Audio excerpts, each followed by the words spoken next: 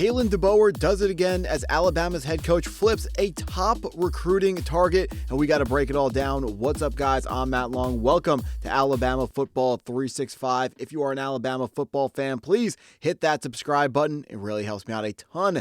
But let's jump right into what we got for today.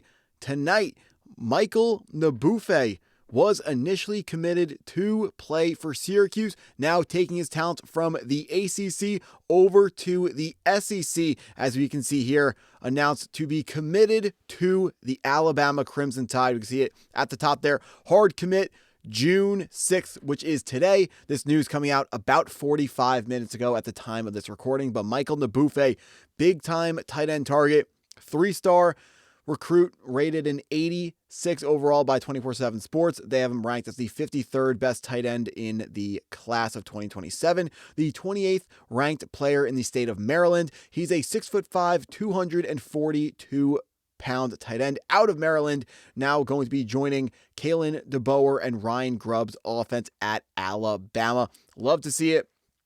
Deboer landing a flip of a guy that we thought was going to be going somewhere else, but now we get a wrench in his recruitment process. We do have the scouting report from Andrew Ivins, the director of scouting for 24/7 Sports, about this player. He wrote, true Y projection that already has plenty of inline experience. So this is someone who he's going to be parked on the end of the line of scrimmage. He's going to be blocking in the run game and then going out for the occasional pass. But you would imagine he's going to be an inline tight end and less of that move type of tight end.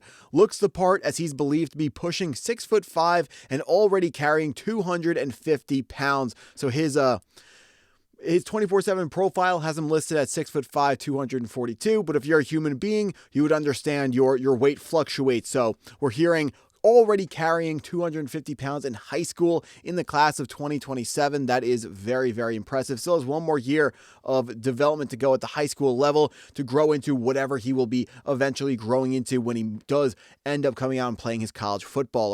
Our next point here, can wall off run lanes with his power and aggression as he chops his feet and establishes positioning.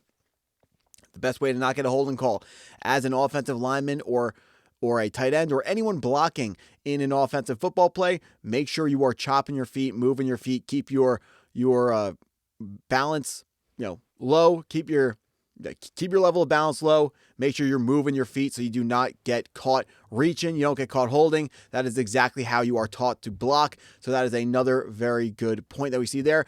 Limited production to date as a pass catcher, but tested much better than expected summer before junior year and is a tough tackle when given a runway. So like I said earlier, this is an inline type of tight end. He's not going to be an H-back that you're going to move around all over the formation, but he is going to be someone who is going to be very impactful in the running game and will have more to add in the pass game. Likely as someone who will be hopefully a mismatch, too fast for whatever linebacker is covering him, and then, the normal tight end mismatch type of stuff. Too big for the safety who is going to be covering him if they deem him too fast for the defense's tight ends, whoever we are matched up against. Likely to fit a key role for a power 4 offense, heavy on the 2 and 3 tight end sets, given how he holds his own at the point of attack.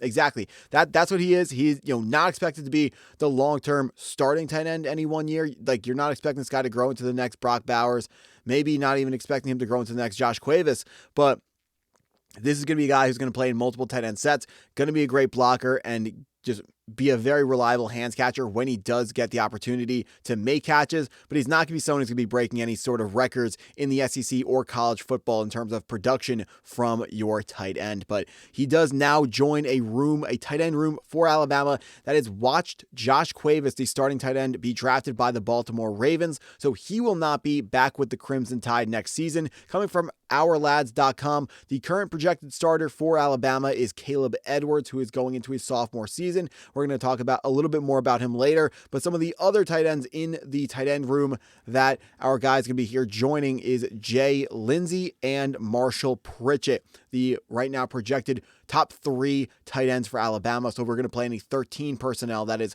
1 running back, 1 wide receiver, and 3 tight ends. Those are the 3 tight ends on the field that we are expecting to be the guys at this point of the offseason. However, I understand There are position battles. There are things that are going to be worked out at camp, things that are going to be determined over the course of the season. And this offense is not set in stone. We really don't know what the offense is going to look like until we roll it out week 1. And even after that, Kalen Deboer and Ryan Grubb are always going to have the opportunity to move stuff around, change stuff around based on how people are looking at practice and how people are looking in the games. But I mentioned Caleb Edwards, currently the projected starting tight end for Alabama going into next season. He will be getting his first opportunity to be the guy in the Alabama tight end room. His measurables, 6'6", 268 pounds. That is a monster of a human being. Can't wait to see what this guy is going to bring to the table.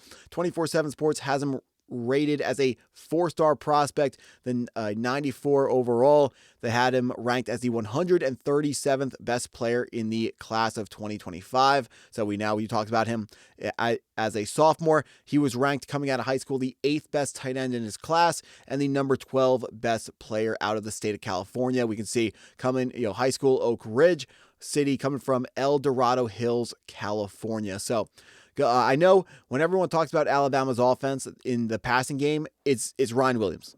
The story stops and ends there. Like last year was fun with Unk as well, with Jeremy Bernard.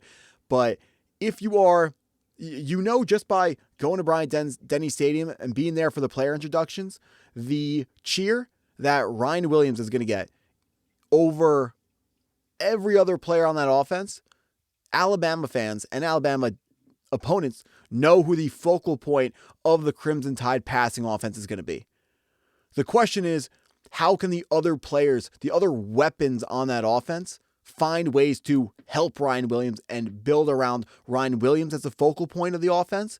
And then other guys just be helpful, because Williams will be drawing double teams. He's going to always have a safety over the top because of his speed. Teams know about the deep threat that he is, and they don't want Alabama to get a cheap touchdown on like a one-play just bomb. They want you to work your way play by play, take little gains at a time, because if you do that, one penalty can derail a drive instead of just that one-play bomb touchdown to Ryan Williams. That is the exact recipe of how you lose games versus Alabama, a team that, is already going to be more physical offensive line-wise than 99% of teams in all of the Power 4. Now, I know at Alabama, it is, championship or no championship. So the teams that are going to get ran over by our offensive line are not the teams that we really want to beat. Like Georgia, they're not going to get bullied by our offensive line. And the other top teams in the SEC, Texas, they're not going to get bullied. So we are going to have to find a way to improve the offensive line from last year, because it was not even close to good enough, specifically looking at the run game. We can only hope that's going to be a lot better. Our new commit here, this tight end, good run blocker. Is that going to help the run game? It should, but it's very hard. It's very far out to predict something like that today, so I'm not going to go and do that. That's what I got for this video. If you stuck around this long, I appreciate you taking the time to watch the video all the way through. Please hit that like button if you haven't already. Hit the subscribe button if you're new to the channel, and thanks for watching.